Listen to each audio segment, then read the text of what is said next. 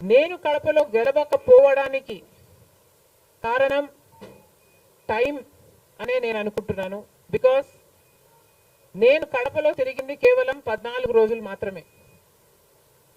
14 రోజులు క్యాంపెయిన్ చేశాము. మిగతా టైం స్టేట్ వైడ్ క్యాంపెయిన్ చేశాము. మేము 14 రోజులు ఎంత కష్టపడినా కూడా we were not able to cover most of the geographical area. చాలా మటుకు రూరల్ ప్రాంతాలలో కనీసం రాజశేఖర్ రెడ్డి బిడ్డ పోటీ చేస్తుంది అన్న విషయం కూడా చాలా మందికి తెలియలేదు. మేము పోటీ చేసింది కూడా ఎలాగైనా సరే మళ్ళీ హంతకులు హత్య చేపించిన వాళ్ళు చట్టసభలకు వెళ్ళకూడదు అని ఉద్దేశంతో మాత్రమే పోటీ చేయడం జరిగింది. సరే, అది జరగకపోయి ఉండొచ్చు, కానీ ప్రజల కంటే పైనున్నది దేవుడు. ఐఎమ్ వెరీ షూర్ వాళ్ళ పాపం పండుతుంది. పండే రోజు కోసం దేవుడు కూడా ఎదురు చూస్తున్నాడని నా అభిప్రాయం. ఐ ఫీల్ మేధావులు కూర్చొని సుప్రీంకోర్టుతో సహా అందరూ కూర్చొని, ఇది అంత దేశానికి సంబంధించిన విషయం కాబట్టి అందరూ కూర్చొని ఓ నిర్ణయానికి వస్తే దేశ ప్రజలు హర్షిస్తారన్నది నా అభిప్రాయం. How does it matter what I think personally? Exactly. The reason I want Supreme Court to be involved is because I don't know the entire positives and the negatives of it. So there should be intellectuals, there should be the best of the judicial sitting and discussing over it and see the pros and the cons of it and then come to a decision is what I think. Because as of now, I do not have the entire information of the whole topic. ప్రజలు బుద్ధి చెప్పారు కదమ్మా, ఇంకా నేను మాట్లాడడం ఎందుకు. ఇది చాలా దారుణం. కేవలం ఒక పార్టీ ఓడిపోయింది కాబట్టి రాజశేఖర్ రెడ్డి గారి విగ్రహాలని ధ్వంసం చేయడం అన్నది చాలా దారుణం. రాజశేఖర్ రెడ్డి గారు ఒక మహానాయకుడు, ఆంధ్ర రాష్ట్ర ప్రజలకు నమ్మకంగా సేవ చేసిన నాయకుడు. సేవ చేస్తూనే ప్రజల మధ్యలో నేను ఇంకా ఎంతో చేయాలి, సాధించాలి అని రచ్చబండకని బయలుదేరి వెళ్ళి చనిపోయిన నాయకుడు రాజశేఖర్ రెడ్డి గారు.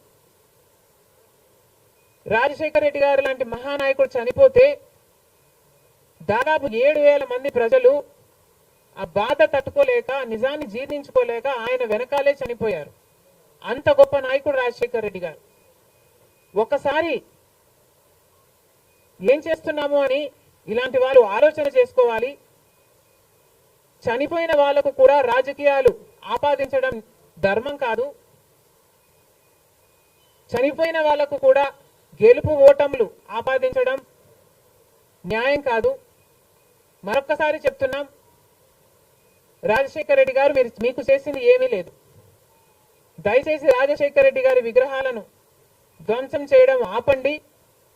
మీరు చేశారని వాళ్ళు చేశారని మీరు, ఇలా ఒకరి మీద ఒకరు చేసుకుంటూ పోతే దీనికి అంతే ఉండదు.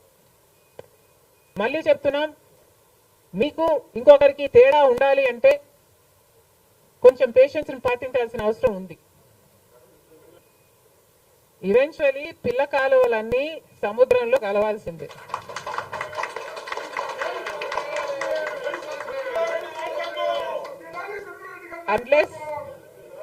అన్లెస్ అది ఎండిపోతే తప్ప.